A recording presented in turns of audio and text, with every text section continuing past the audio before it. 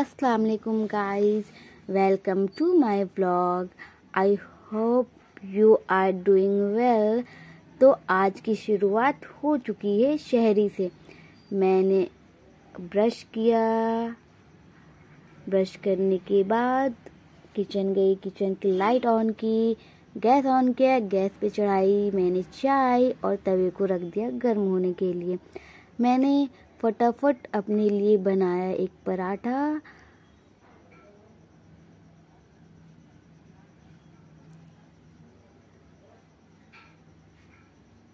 पराठे को मैंने डाला तवे पे और उसे तेल लगाकर मैंने तला। मेरा पराठा हो चुका था तैयार, तो मैंने रखा इसे प्लेट में और मैंने ली थोड़ी सी चाय और बिस्किट। ये है मेरी शहरी।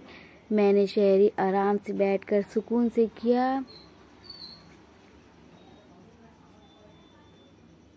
शहरी करने के बाद मैंने अपने प्लेट को रख दिया साइड में, हाथ धोया। हाथ धोने के बाद मैंने पिया पानी।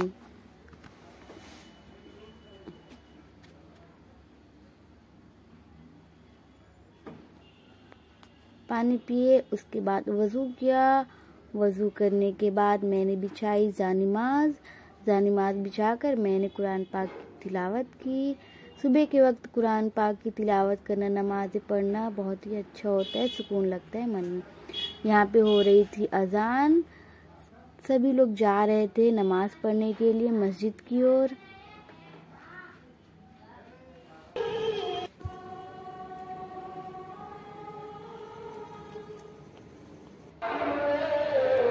यहाँ हो रही थी सलाम। मैं आ गई थी छत पे सलाम सुनने के लिए। मैंने सुना सलाम।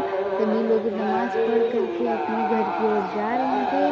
मैंने छत पे टहलते टहलते थोड़ी तस्बीह गिनी। यहाँ सुबह हो रही थी, तो फिर मैं चली गई थी नीचे सोने। मॉर्निंग गाइस, तो मेरी सुबह हो चुकी है। मैंने इस बदमाश को लिया और इसे खिला रही थी। फिर गई मैं किचन में। किचन में मम्मी और मामी कर रही थी काम। मेरा किचन पूरा फैला हुआ था। ये मैंने खोला फ्रिज। फ्रिज में तो सिर्फ टमाटर ही दिख रहे थे। फिर मैं गई रूम पे। रूम पे जा कर के इस बदमाश बच्चे को लिटाया, लेकिन इसे लेटना ही नहीं था, तो मेरे भाई ने फिर इसे उठा लिया। मैं गई घर के काम करने के लिए। यहाँ पे सारे कपड़े फैले हुए थे।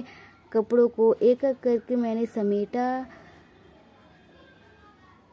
इतने सारे कपड़े थे कि मैं थक गई। फिर जल्दी जल्दी सबको समेटा। फिर गई किचन में। किचन में अपने गैस चूल्हे की सफाई की, दीवारों को साफ किया।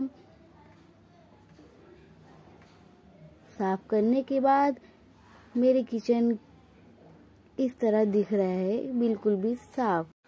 मैंने किया थोड़ा आराम। फिर हो गई थी जोहर की टाइमिंग, तो मैं गई, मैंने किया वज़ू।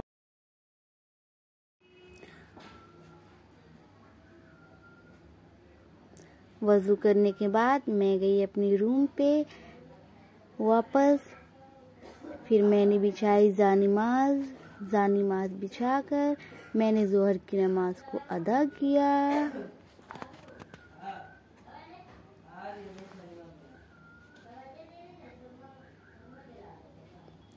नमाज अदा करने के बाद मैंने की कुरान पाक की तिलावत। कुरान पाक की तिलावत करना ऐसा मन को सुकून होता है, इसलिए हमें कुरान पाक की तिलावत, नमाजें, ये सब कज़ा नहीं करनी चाहिए। हमें सब चीज़ टाइम से ही करना चाहिए। तिलावत करने के बाद मैंने कुरान पाक को उसकी जगह पे रखा और फिर गई छत पे।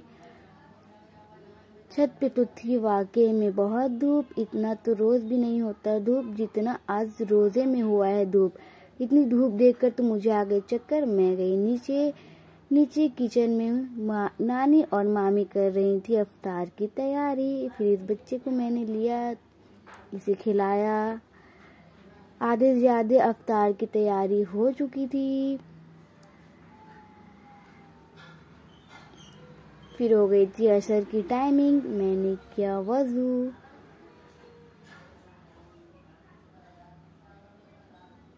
वज़ू करने के बाद मैं गई अपनी बहन के साथ असर की नमाज अदा करने के लिए। असर की नमाज हम दोनों ने मिलकर अदा की।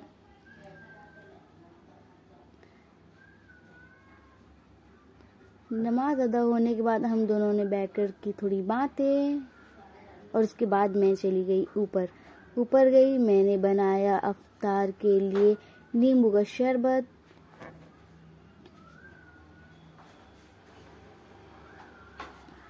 शरबत बनने के बाद फिर मैंने काटे कुछ फल और यहाँ पे अफ्तार की टाइम भी हो रही थी, तो मैंने जल्दी जल्दी फल को काटा। फल को काटने के बाद मैंने अफ्तार लगाया और अफ्तार कुछ इस तरह दिख रहा था। लगाने के बाद ये मंज़र तो बहुत खूबसूरत ही होता है जब हम मिलकर साथ में अफ्तार करते हैं।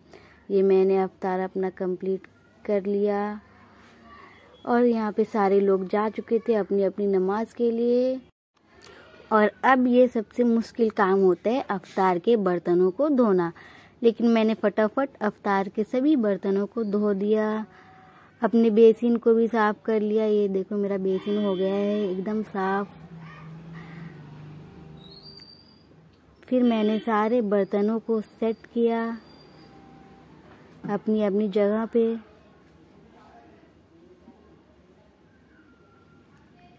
फिर मैंने लगाई झाड़ू।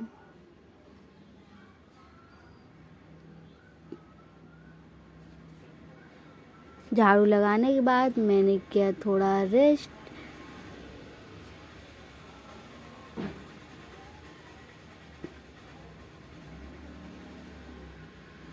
थोड़ी रेस्ट करने के बाद यहाँ पे हो गई थी ऐसा की नमाज की टाइमिंग।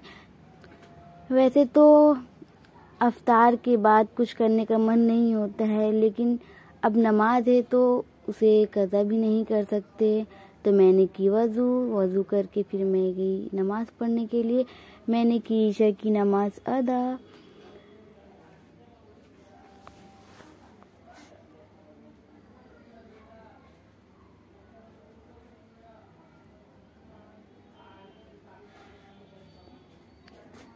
नमाज होने के बाद मैंने थोड़ी तस्बीह गिनी।